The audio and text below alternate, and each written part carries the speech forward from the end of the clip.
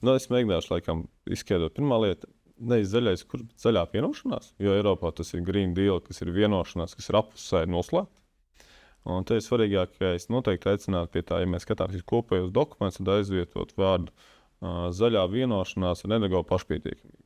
Jo, ja mēs skatāmies tās visas programmas, arī, kas ir Latvijā, tiek visas iet uz to, lai vairāk maksimāli ražot energoresursus šeit uz vietas un maksimāli patērēt to, ko mēs šeit varam saražot, un maksimāli kļūt efektīvākiem, maksimāli maz patērēt lieki elektroenerģiju.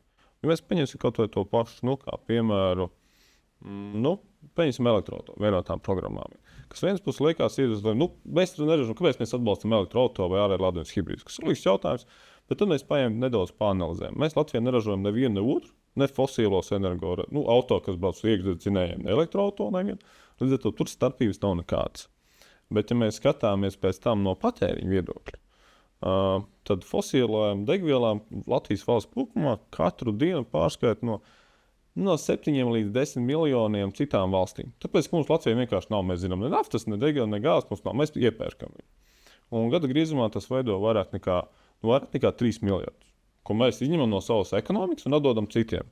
Bet elektroauto pēc būtības brauc uz Latvijā pamatā ražot elektroenerģiju. Tas ir tas, ka elektroenerģija, kas paliek tepat Latvijā saražotā, ir mūsu ekonomika. Un tas elektroauto braucot uz Latvijā ražotas elektroenerģijas, viņš veicina Latvijas ekonomiku.